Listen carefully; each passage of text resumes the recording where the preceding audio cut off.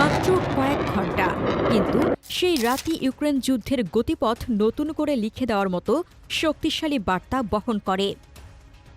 এক রাতেই ইউক্রেনের ১৭টি ভিন্ন স্থানে রাশিয়া উচ্চ নির্ভুল বা হাই প্রিসিশন অস্ত্র ব্যবহার করে ব্যাপক হামলা চালায়। এই হামলার ব্যাপ্তি যেমন পর্যবেক্ষকদের চমকে দিয়েছে, তেমনি আরও বড় উদ্বেগ তৈরি করেছে আরেকটি বিষয়। রাশিয়া তার অস্ত্র ব্যবস্থায় পরিবর্তন এনেছে, যা এগুলোকে আগের তুলনায় আরও বেশি প্রাণঘাতী করে তুলেছে।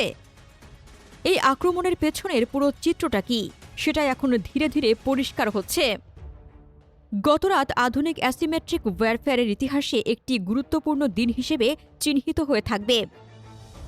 ওয়াশিংটন ও কিয়েভের কূটনৈতিক অঙ্গনে ডোনাল্ড ট্রাম্প যখন কোনো পারস্পরিক চুক্তি বা দুই পক্ষের সম্মতি ছাড়াই একতরফাভাবে ঘোষিত হামলায় বিরতি নিয়ে নানা জল্পনা চলছিল, তখন বাস্তব যুদ্ধক্ষেত্র সম্পূর্ণ ভিন্ন ভাষায় কথা বলছিল। সেই ভাষা ছিল ইস্পাতের, প্রোপেলারের আর নিখুঁত আঘাতের। ইউক্রেনীয় বিমান বাহিনীর প্রতিবেদনে বলা হয়, ওই রাতে ১০০টিরও বেশি ড্রোন ও ব্যালিস্টিক ক্ষেপণাস্ত্র ব্যবহার করে একটি বিশাল আক্রমণ তরঙ্গ চালানো হয়। তবে এই সংখ্যার আড়ালে ছিল আরও বড় একটি বার্তা। বিশ্বব্যাপী তীব্র রাজনৈতিক ও অর্থনৈতিক চাপের মধ্যেও রাশিয়ার প্রতিরক্ষা শিল্প এখনও স্বয়ংসম্পূর্ণ এবং তারা দীর্ঘ পাল্লার আঘাত হানার অস্ত্র ব্যাপক হারে উৎপাদন করতে সক্ষম। এক রাতেই ভোরোনেজ দিক থেকে ইস্কান্দার এম ব্যালিস্টিক ক্ষেপণাস্ত্রের সমন্বিত উৎক্ষেপণ এবং কুরস্ক, ওরিওল ও দোনেস্ক অঞ্চলের একাধিক উৎক্ষেপণ পয়েন্ট থেকে শত শত ইউএভি নিক্ষেপ সব মিলিয়ে স্পষ্ট করে দেয় যে মস্কো কেবল নির্দিষ্ট লক্ষ্যবস্তুতে আঘাত করছে না, বরং তারা ইউক্রেনের পুরো আকাশ প্রতিরক্ষা ব্যবস্থাকেই নতুন করে রিক্যালিব্রেট করছে।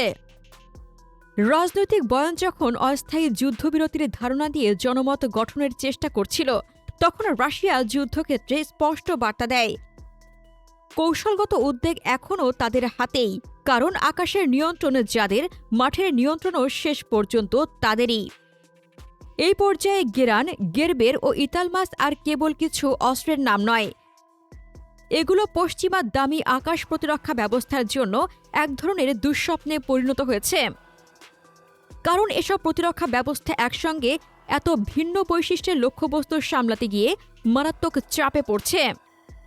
আধুনিক যুদ্ধে যে অস্ত্রটি সবচেয়ে বেশি রূপ বদলে দিয়েছে সেটি হল গেরান ড্রোন, যাকে অনেকেই এর বিশেষ ইঞ্জিন শব্দের কারণেই ফ্লাইং মপেট বলে ডাকে। গেরান এখন আর শুধু একটি কামিকাজি ড্রোন নয়, এটি পরিণত হয়েছে কম খরচে অত্যন্ত কার্যকর একটি কৌশলগত আঘাত অস্ত্রে। গেরানের মূল ভূমিকা হল শত্রুপক্ষের সম্পদ ক্ষয় করা। একটি প্যাট্রিয়ট বা নাসামস ইন্টারসেপ্টর ক্ষেপণাস্ত্রের তুলনায় গেরানের উৎপাদন খরচ অনেক কম। ফলে প্রতিপক্ষের সামনে দাঁড়ায় একটি অসম্ভব সিদ্ধান্ত, গুরুত্বপূর্ণ অবকাঠামো ধ্বংস হতে দেওয়া, নাকি লাখ লাখ বা কোটি ডলারের আকাশ প্রতিরক্ষা ক্ষেপণাস্ত্র খরচ করে এমন একটি ড্রোন নামানো যার দাম তার সামান্য অংশ মাত্র। এই দ্বিধায় গেরানকে ক্ষয় যুদ্ধের ক্ষেত্রে অত্যন্ত কার্যকর করে তুলেছে। গেরানের আরেকটি বড় শক্তি হল এর দীর্ঘ পাল্লার সক্ষমতা, হাজার হাজার কিলোমিটার পর্যন্ত পৌঁছাতে পারা এবং ক্রমাগত উন্নত হওয়া গাইডেন্স সিস্টেম। এটি নিচু উচ্চতায় উড়ে রাডার এড়াতে পারে, আকাশ প্রতিরক্ষার ফাঁকফোকর খুঁজে নিয়ে ঢুকে পড়ে এবং বিদ্যুৎ উপকেন্দ্র বা লজিস্টিক্স গুদামের মতো গুরুত্বপূর্ণ লক্ষ্যবস্তুতে অত্যন্ত নিখুঁত আঘাত হানতে পারে। সাম্প্রতিক হামলাগুলোতে গেরানের ব্যাপক ব্যবহার ইউক্রেনের বিদ্যুৎ গ্রিডকে প্রচণ্ড চাপে ফেলেছে, যা প্রমাণ করে আপাতদৃষ্টিতে সাধারণ প্রযুক্তিও যখন ব্যাপক হারে উৎপাদিত হয় তখন ক্ষয়যুদ্ধের ক্ষেত্রে তা নির্ণায়ক হয়ে উঠতে পারে। এই পরিস্থিতিতে নতুন মাত্রা যোগ করেছে গেরবের ড্রোনের আবির্ভাব। যদি গেরান হয় ভারী আঘাতকারী, তবে গেরবের হল প্রতারণা ও বিভ্রান্তির মাস্টার। হালকা ফোম ও ফ্লাইউডের মতো উপকরণ দিয়ে তৈরি এই বহুমুখী প্ল্যাটফর্মটি সহজে ব্যাপক হারে উৎপাদনযোগ্য, কিন্তু এর অপারেশনাল প্রভাব অত্যন্ত বড়। ইউক্রেনীয় সামরিক রেডিও বিশেষজ্ঞদের পর্যবেক্ষণে ধরা পড়ছে, রাশিয়া এখন গেরবেরকে পরিবর্তন করে এক ধরনের মাদারশিপ বা ক্যারিয়ার হিসেবে ব্যবহার করছে। এই পরিবর্তন আধুনিক যুদ্ধে একটি বড় প্রযুক্তিগত অগ্রগতি। এতদিন এফপিভি ড্রোন ছিল অত্যন্ত প্রাণঘাতী, কিন্তু ব্যাটারির স্থায়িত্ব ও দূরত্বের সীমাবদ্ধতায় আটকে থাকত।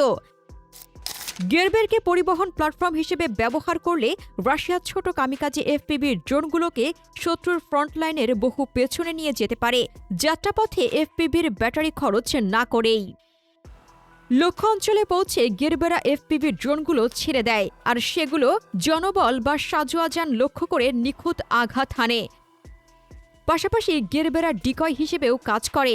এর রাডার প্রোফাইল বড় ড্রোনের মতো হওয়ায় শত্রুপক্ষের আকাশ প্রতিরক্ষা ব্যবস্থা ভুল লক্ষ্যবস্তুতে গুলি ছড়ে নিজেদের রাডার অবস্থান প্রকাশ করে ফেলে এবং পরক্ষণেই সেগুলো রুশ আঘাত ব্যবস্থার টার্গেটে পরিণত হয়। ইউক্রেনের আকাশে এই মরণত্রয়ীকে সম্পূর্ণ করে ইলতামাস ড্রোন। একে অনেক সময় ল্যান্সেট সিরিজের সহোদর বলা হলেও এর অপারেশনাল রেঞ্জ আরও বেশি। ইলতামাস রাশিয়ার দক্ষতার দর্শনকে তুলে ধরে। এটি হালকা, তুলনামূলকভাবে নিঃশব্দ এবং থার্মাল ও অ্যাকোস্টিক সেন্সরকে শনাক্ত করা কঠিন। এর পেট্রোল চালিত অভ্যন্তরীণ দহন ইঞ্জিন অত্যন্ত কম শব্দ তৈরি করে, ফলে যেখানে গেরান ড্রোনের শব্দ আগেই শনাক্ত করা যায়, ইলতামাস অনেক সময় ধরা পড়ে তখনই যখন সেটি প্রায় লক্ষ্যবস্তুর মাথার উপর পৌঁছে যায়।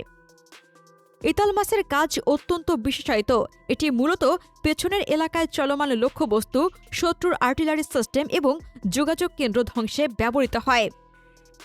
এর প্রধান মিশন হল শত্রুর চোখ ও কান অচল করা। স্থির কামিকাজে ড্রোনের তুলনায় এর ম্যানুভার করার ক্ষমতা বেশি হয়।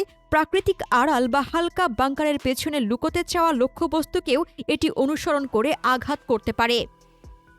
বড় আকারের হামলা ফরমেশনে গেরান ও গেরবেরের সঙ্গে ইলতামাস যুক্ত হলে আকাশ প্রতিরক্ষা অপারেটরদের সামনে তৈরি হয় কার্যত অসম্ভব এক পরিস্থিতি।